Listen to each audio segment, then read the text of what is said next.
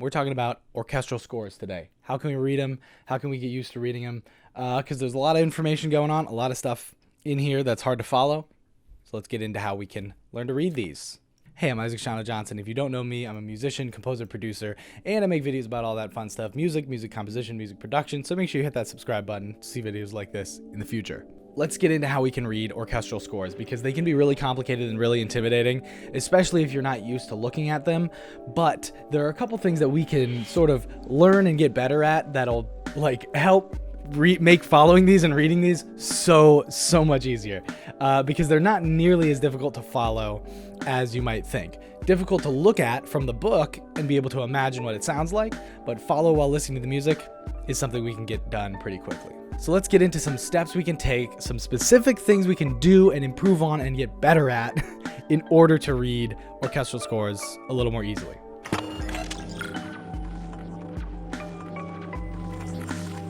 First thing, learn to read music. Now, I know this is a big one, but the main thing that I would recommend you work on when you're trying to learn to read an orchestral score is get used to reading rhythms and understanding rhythms like quarter notes, eighth notes, 16th notes, dotted quarter notes, dotted eighth notes, dotted 16th notes, rests, all of that stuff. Get used to that. And then get used to the idea that as you go up the staff, you're getting higher in pitch. As you go down the staff, you're getting lower in pitch. Knowing the specific notes is very useful, but being able to follow one line, like let's say the flute line of an instrument, and what the rhythm is and whether it goes up or down and how far it goes up or how far it goes down, whether it's jumping and all of that stuff, that's going to be a little more helpful than honestly knowing all of the specific notes really quickly, because you're looking at so many different staves and instruments in the score that being able to follow each of them as a line is more useful than being able to think right away, okay, F, C, G, whatever notes you have, right? It's going to be a little more helpful to follow each one as a line, as a melody, than know all the specific notes. So that's what I'd work on, is be able to look at a piece of music, know the notes, sure, but also be able to follow the line that it's making. Imagine what that's going to look like on an instrument or what it's going to sound like. Imagine the rhythms. Stuff like that is going to be a little more helpful when you're reading orchestral scores, I think, personally.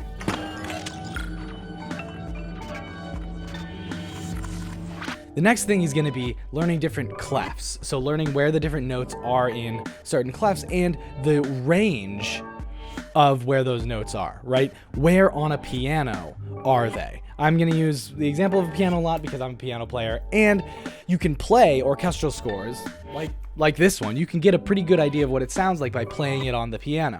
So if you get used to registerally each note is in the whatever clefs you're looking at, sort of how high or low it's going to be compared to other notes is going to help a lot. So piano is going to be really good because you can do that visually and aurally, A-U-R-A-L-L-Y, aurally, like auditorily. You can listen to it and see it, right? The middle notes are going to be in the middle of the piano, the high notes are going to be on the right, the low notes are going to be on the left. So you can kind of get used to on a piano where those notes might fall. So the three clefs you're going to have to get used to are treble clef, bass clef, and alto clef.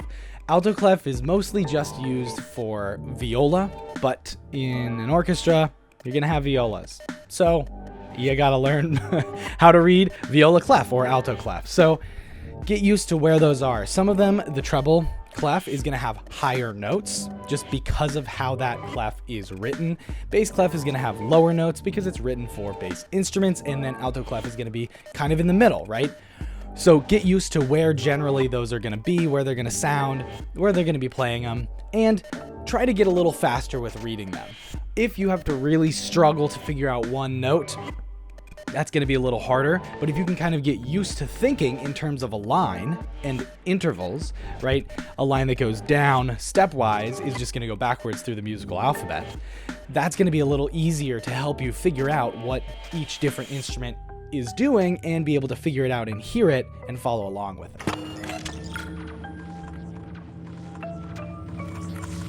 Next thing gets a little more complicated. Cumulative rhythm.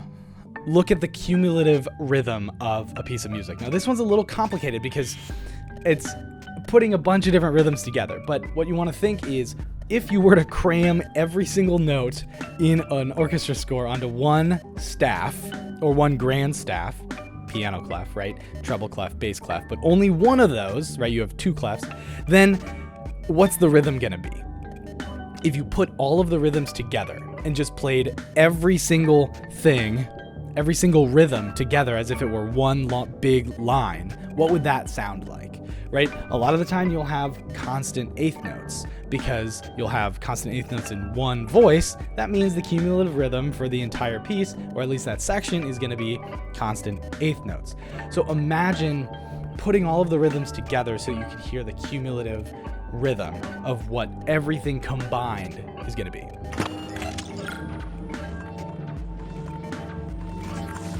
Next thing, getting a little more detailed, then we're going to get into how we can practice it, is look for chord structures. This gets a little bit more into music theory. Check out my video on harmonic analysis and solfege. Those will help you both with these, but look at chord structures. If you can sort of quickly in your head see whether you're having a triad or a seventh chord or a sus4 or a sus2 chord or a 7 sus4 chord, whatever it is, look at generally the larger structures of what's going on in the music. That can help a lot in being able to understand what something is sounding like.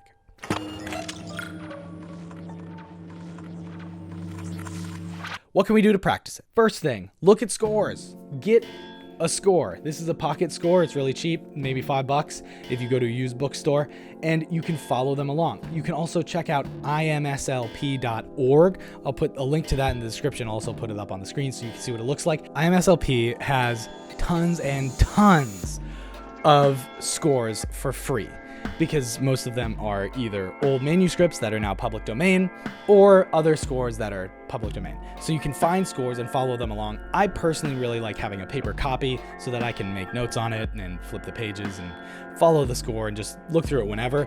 I don't really like reading scores on a phone or a tablet or something, or a computer. Just kind of gets a little clunky and a little, like, I don't know. I'm not a big fan of it, but if you're a fan of it or you don't want to spend money on scores, great free resource. imslp.org has tons of scores for lots and lots of different music. It's mostly old music because it's music that's in the public domain and music that uses like Western written notation, but very useful if you're looking to study scores. Okay, get some scores from there, read them, look them over, get used to looking at what's going on. If that's a little intimidating for you, see if you can find a piano reduction. A piano reduction or a piano version or a piano vocal, if you're looking into theater music, can be really useful because then it's most of what's going on in the music, but it's not that complicated. It's sort of reduced down so that a piano player could play it. Sometimes the piano arrangements are a little difficult to play, but it can be a great way to get used to following along with the music that has more staves, especially if you don't play something like piano, that maybe you're not used to doing. Great idea if you are into theater music, because you can learn a lot from looking at what the piano vocal might be, and you have to follow the vocal line. It does also make it a little easier because you can follow the words. You don't have to just rely on the music notes in the notation. You can also follow words in the song if it's a theater arrangement. Great idea if you're into theater music, because theater music often is arranged orchestrally or for a somewhat larger ensemble than just piano and vocals. So following along with a piano vocal, as long as it's the same version of the song, can give you a good head start and an easy way to sort of ease into following music that has more staves than just one.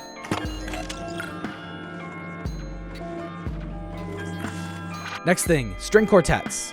If you're into classical music, string quartets can be a great way to get used to following music that has multiple staves. Sometimes the amount of counterpoint in string quartets can be a lot, so it might be a little harder to follow along, but it's only 4 staves. You only have violin, violin, viola, cello as a string quartet, so being able to follow that can be a sort of easy way to dip your toe in following music that has multiple instruments in it. Another thing you can do to practice this or get used to it without jumping straight into following a score that has 32 different instruments is look for older classical music. Go back in time a little bit and then, jump forward. So look for pieces of classical music by Bach, Mozart, or Joseph Bologna Chevalier de Saint George. I know his name is a mouthful, but he's a composer of color from the same time period, the classical time period, as Mozart, and he was also popular during the time. Definitely check out his music. They used similar size of ensembles, more modern classical music by somebody like Mason Bates or Jennifer Higdon. They're both still alive. Their music is going to have more staves, just more instruments, like literally more players than some of Mozart's or Joseph Bologna's music. For example, orchestras now tend to have, 3 trombones. One of them might double bass trombone, for example. At the time of Mozart and Joseph Bologna, they didn't really include trombones a whole lot in orchestras. They might have 2 flutes. Now, in modern music, orchestras might include 3 flutes, one doubling on piccolo. So it might be a little easier to get used to music through these smaller ensembles, or find something like a jazz quintet or a jazz quartet or a 5-horn jazz ensemble, right? That's going to be still a solid number of instruments, right? Because you'll probably have, 5 different horns and then rhythm sections, so bass, drums, guitar, piano. And it's still going to be a solid number of instruments that you're following, but it might be a little easier, especially if it's tonal jazz, to follow along with, because you're not having to look at 32 different instruments. So don't start with big band. Big band is going to be hard to follow because you have lots of different instruments and lots of different stuff going on. Same thing with more modern orchestral music by like Mason Bates or Jennifer Higdon or something.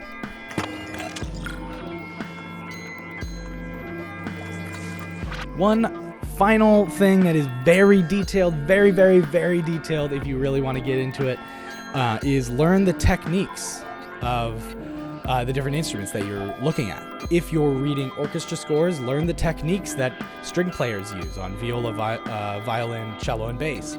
If you're looking at big band, learn some horn techniques used by trumpet players and saxophone players and trombone players. Learn about how different notation works in jazz if you're following big band stuff. Learn how different notation, the different uses and different idioms of notation in orchestra music if you're following classical music. Whatever style of music you're looking to follow and looking to get acquainted with the notation, find the different techniques that people use in their notation. What do those specific symbols mean? It can be a lot, so definitely do this after you've gotten acquainted with how to follow some type of score or notation first, because otherwise you're just going to overload yourself with way too much information, and you're not going to really be able to follow all of it right away from a score anyways. So take it step by step, and then eventually you'll be able to follow a whole lot of scores with not much effort.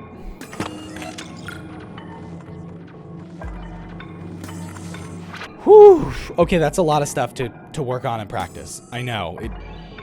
It'll take some time. I remember when I was at Berklee, it took a while of just following scores, finding scores, putting on headphones, following along, flipping the pages. Follow what you can as best you can, right?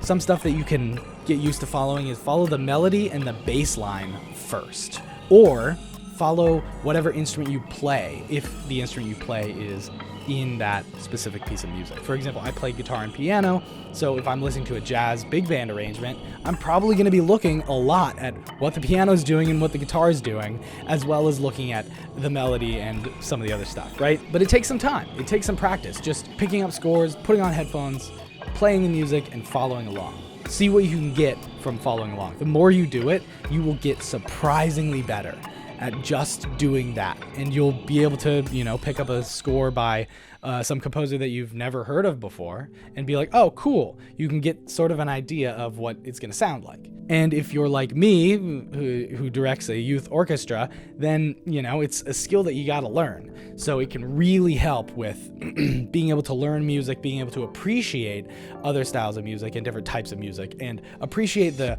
amount of work and skill that goes into arranging something like a big band piece, right? Arranging for a big band, you're going to have to think about all of these different instruments and how they're all going to be interacting, what they're all going to be playing. Same thing with writing for orchestra or arranging for orchestra or something. Thinking about all of these different pieces that go into making that specific arrangement, it can give you a better, deeper understanding of what goes in to making that concert or record or piece of music into that finished piece of music. So find a score that you like, follow along with it. If you like movie soundtracks, that's going to be a little hard, unfortunately. A lot of movie soundtracks, the scores aren't very available. John Powell has made some of his scores available, I think, for How to Train Your Dragon. But again, not super common to find film scores out and about. You can find them some places, but not super common. All right, I know that's a lot of information. I know that's a lot of stuff, but I hope you enjoyed it. Hope you learned something about music. If you did, hit the subscribe button, hit the like button. As always, thank you for watching, and I will see you next time. Peace.